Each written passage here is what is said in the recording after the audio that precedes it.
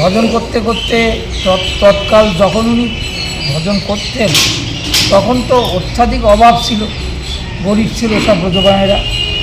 তা এখানে বৃন্দাবনে সেরকম সুবিধা ছিল না। তা উনি কী করতেন, পায়ে হেঁটে এসে, তো তার কাছে পয়সা নাই, তো ভিখারি, পায়ে হেঁটে ওই মথুরায় যেতেন। মথুরা চৌবেদদের ঘরে, চৌবে করা ঋক, শ্যাম, যদু, অথর্ব, 4 বেদের যে অধিকারী তাকে বলে চতুর্বেদী ব্রাহ্মণ।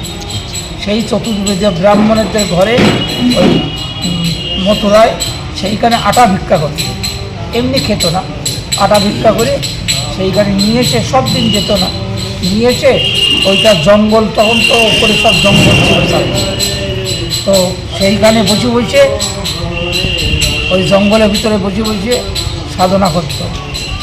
আর তখন ঠাকুর আসেনি, ওই একা একা ভজন করতে এইভাবে। প্রথম সনাতন গোস্বামী কোথায় এলেন? সনাতন গোস্বামী এলেন এতে, তোমার ওটাকে কী বলে, ওই যে আরে কী নাম ওটাকে, যে বলছি কোথায় এলেন, জায়গাটাই এলেন,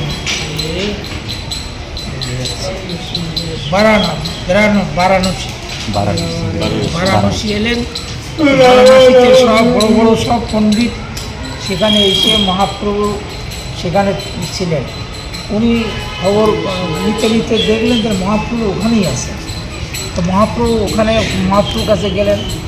মহাপ্রভুর কাছে এলে মহাপ্রভু দূর থেকে চিনতে পেরেছেন। তার আগে তো সনাতন গোস্বামীর অনেক কাহিনী। তো আসার সঙ্গে সঙ্গে মহাপ্রভু দেখে বারবার, মহাপ্রভু কাঁধের দিকে তাকাচ্ছেন বারবার, চিন্তা করছেন মহাপ্রভু আমার দিকে এরকম কেন এরকম তাকাচ্ছে বারবার। ও হো, আমি তো ভুল করেছি, কারণ আমি বৈরাগী, আমার কাছে কিছু নেই, হ্যাঁ, আমি একদম মানে ছেঁড়া কাপড়, আর আমার কাঁধেতে ভোট কম্বল, অনেক দামি কম্বল, এই জন্যই মহাপ্রভু ঠিক পছন্দ না। সেই জন্যই আসে না গ্রন্থে চৈতন্য ভাগবতে, হ্যাঁ, বলছে যে কি আছে, বলছে মহাপ্রভুর ভক্ত যত, বৈরাগ্য প্রধান তাহাতে প্রীত হন গৌর ভগবান।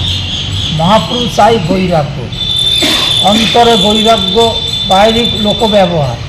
এই জন্যে অন্তরে কি বৈরাগ্য আছে, বাইরে বৈরাগ্য সবার জন্যই, সব বৈরাগ্য সবার সমান নয়।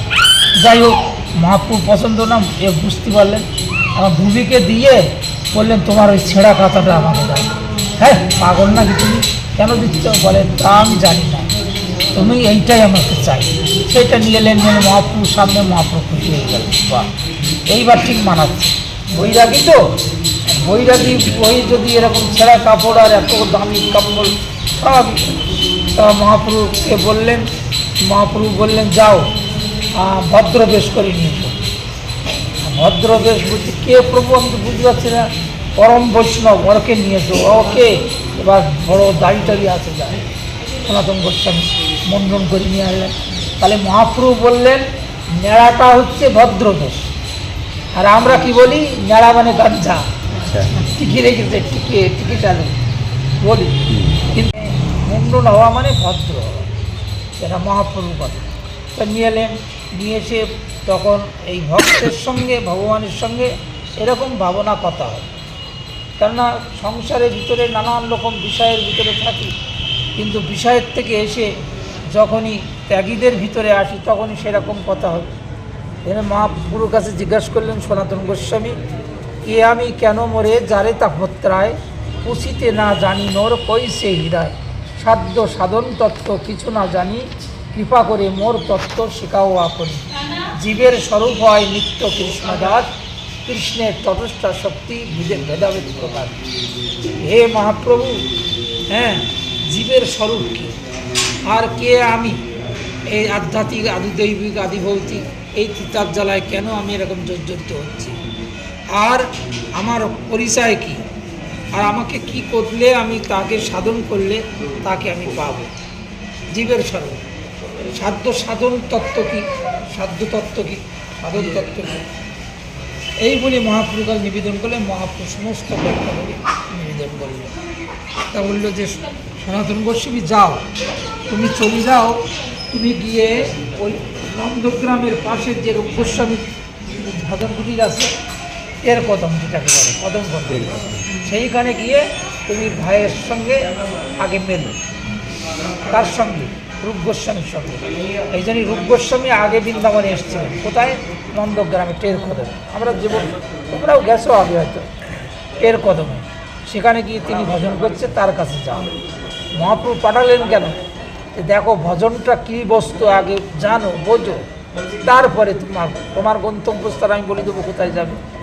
এবার আসলেন, এসে নন্দগ্রামে আসলেন। নন্দগ্রামে এসে তখন দেখে যে প্রভু রূপ গোস্বামী তন্ময় হয়ে গেছে। উনি বিদগ্ধ মাধব নাটক মানে গ্রন্থ লিখছে, ললিতা মাধব, চৈতন্য মাধব নাটক, বিদগ্ধ মাধব নাটক, এইসবগুলো গ্রন্থ রচনা করছে। তো ওপরের থেকে গাছের থেকে একটা শুকনো পাতা, হ্যাঁ, মানে গায়ের শরীরে পড়ার সঙ্গে সঙ্গে ধপ করে জড়িয়ে যায়। তাহলে কীরকম রূপ গোস্বামী বিরাহ হচ্ছে, শরীরের ভিতরে এত উত্তপ্ত। যাই হোক, সেই ইতিমধ্যে সনাতন গোস্বামী এসে হাজির।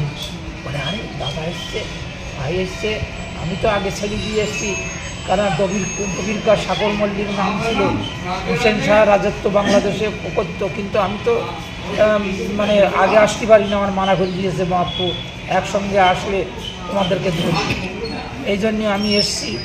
তো গোস্বামী এইভাবেই ভজন করছে আমার ভাই। তো বলল যে ঠিক আছে। যাওয়ার সঙ্গে সঙ্গে সে তো কোথাও যায় না রূপ গোস্বামী, ওইখানে কেউ দিল তা খেলো না, কেউ মানে পড়ে যাবে। চিন্তা করছে, এ রাধারানী, আমার দাদা এসছে, তিনি তো পরম বৈষ্ণব, তাকে একটু আমি ক্ষীর যদি দিতে পারতাম খাইয়ে, তাহলে তো সন্তুষ্ট হইতো। অত কতদিন খায় না, চোখ টোক সব বসে গেছে। এই চিন্তা মাত্রই ওইখান থেকে বর্ষানাথ থেকে রাধারানী হাতে করে দুধ নিয়ে এসছে, ক্ষীর না, দুধ নিয়ে, চিনি নিয়ে, চাল নিয়ে দিয়েছে। কেউ বলে চিনি চাল সব একসঙ্গে দিয়েছে। তো না দিলে গোস্বামী তো যায় না কোথাও। সেই ক্ষীর তৈরি করে দাদাকে দিয়েছে। দাদাকে ভোগ লাগিয়ে যখন দিয়েছে, তখন বলছে রূপ, শোনো আমার কাছে একটা কথা, এই ক্ষীর কোথায় পেয়েছো, কোন জায়গাতে নিয়ে এসছো? তো বলে কেন দাদা, আমি তো পাইনি। বলে না, এটা রাধারানীর হাতের দুধ, পুষ্প, চন্দন, অগুরুর গন্ধ, দিব্য গন্ধ হচ্ছে। তুমি কেন এরকম রাধারানীকে কষ্ট দিলে? রাধারানী দুধ দিয়ে গেছে। রাধারানী বলছে কি যে, রাধারানীকে জিজ্ঞাসা করছে, আচ্ছা তোমার, আমি তো কাউকে বলিনি দুধ কোত্থেকে নিয়ে আসবে, আমি জানি না, আমার মা বলেছে দুধ দেবে, কালিয়ে আসবে, কারণ রাধারানী জানে আমাকে ধরি ফেলি, কালিয়ে আর যেতে দেবে না। তারপর দুধ দিয়ে চলে গেছে।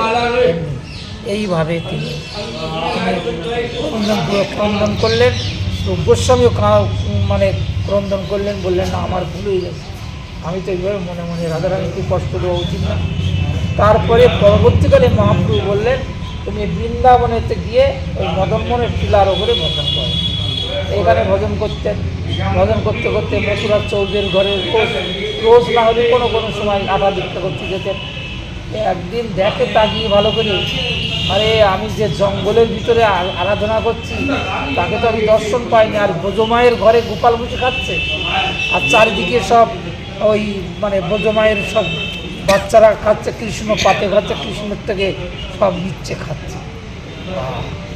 মনে মনে হচ্ছে, ঠাকুর, এ তো তুমি এইখানে ব্রজমায়ের ঘরে, আর তুমি যদি আমার কাছে একটু যেতে, তাহলে আমি তোমাকে একটু সেবা করতাম।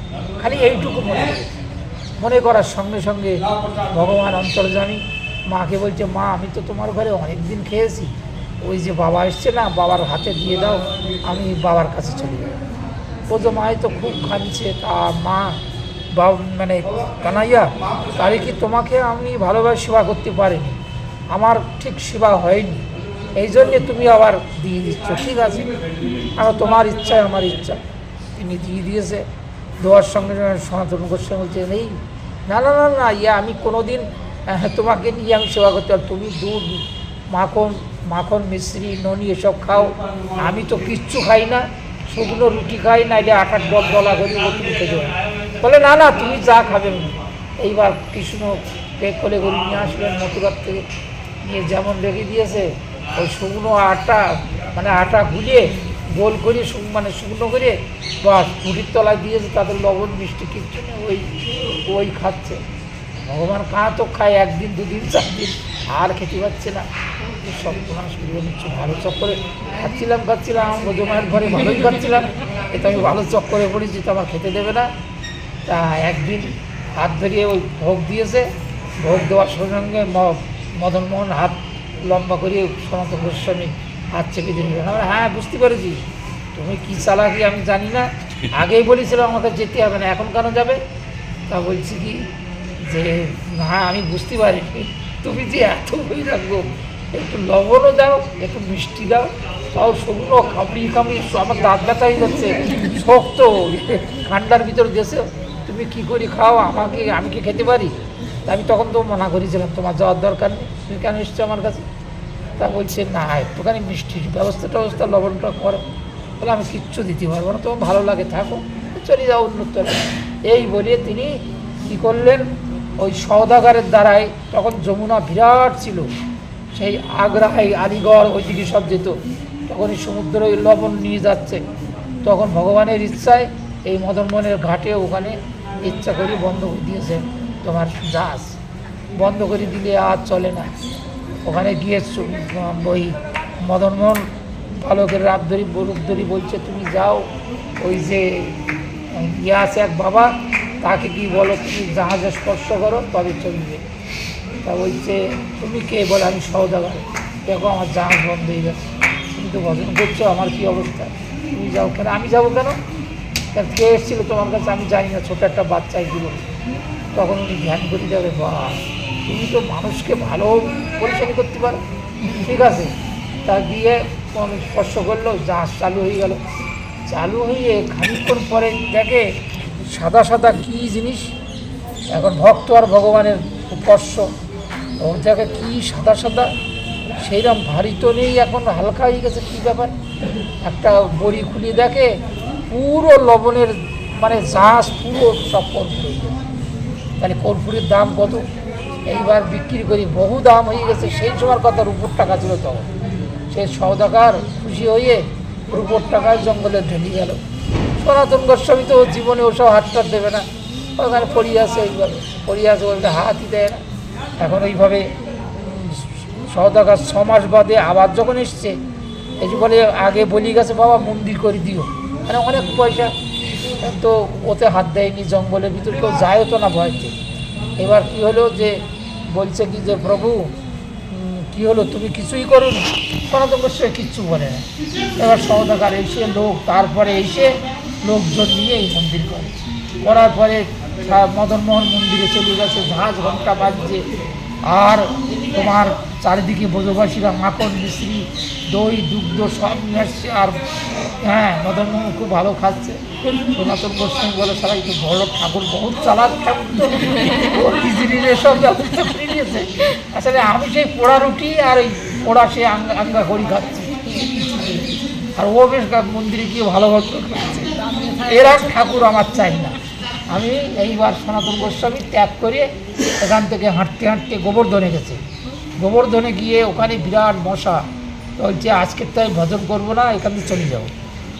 গিরিরাজ এসে স্বপ্ন দিয়েছে তার ভগবানের নির্যোজন, আজকের থেকে মশা থাকবে না। সেইখান থেকে নন্দগ্রামে হাঁটতে হাঁটতে থেকে ওই আমাদের ওখানে সনাতন গোস্বামী ওখানে গিয়ে বসলে ভগবানের তো ভালো লাগছে না ভক্ত ছাড়া, তাই না? ওই যে আছে না সাধব হৃদয়ং মজ্জম সাধুনাং হৃদয়ম তাহম মদন নত্যেন জানন্তি নাহান্তেব্য মনাগবি।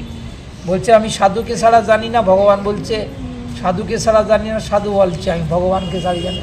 তাহলে ভক্তকে ভগবান ছাড়া থাকতে পারে না। গেলেন এখান থেকে হেঁটে হেঁটে, ভগবান তো ইচ্ছা করলে চলে যাবে। নন্দগ্রামে গিয়ে দেখে ভজন করছে, দাঁড়িয়ে আছে। সনাতন গোস্বামী কতদিন খায় না, না খেয়ে আসে। আচ্ছা এরা সব না খেয়ে থাকতে হতো, আমরা বলে উঠে পারি না, আমরা হচ্ছে মহাপেটু।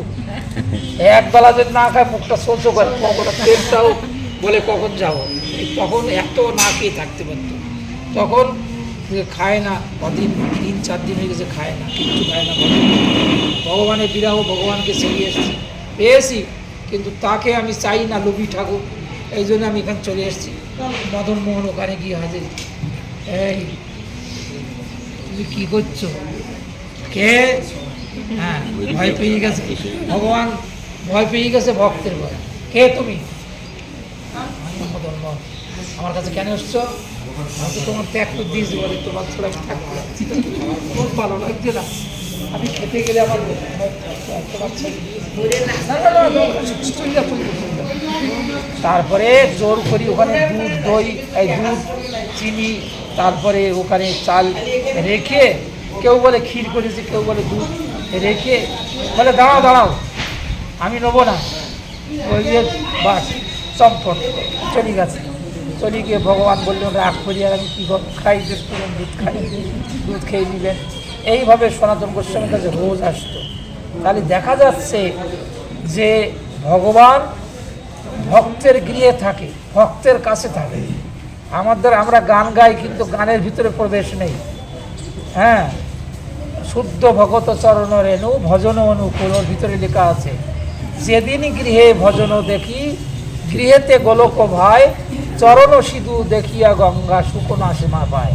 বলছে যেদিন গৃহে ভক্ত ভজন করে, যেদিন গৃহেতে ভজন দেখি, ভগবান কে বলছে? ভগবান ভজন দেখি গৃহেতে গোলক ভাই, গৃহেতে গোলক বিহারী যে ভগবান অনাদি আদির গোবিন্দ, তিনি সেই গৃহেতে যারা ভোগ দিয়ে ভগবানের প্রসাদ পায়, সেই গৃহেতে ভগবান বাধা হয়ে তার ঘরে থাকে। আর চরণ সিধু দেখিয়া গঙ্গা শুকনা সীমা পায়, যে চরণ গঙ্গা, হ্যাঁ, যে সিন্ধু যে গঙ্গা, তিনি ওই প্রভুর ওই বাধা হয়ে দেখার যে তিনিও আনন্দে থাকেন।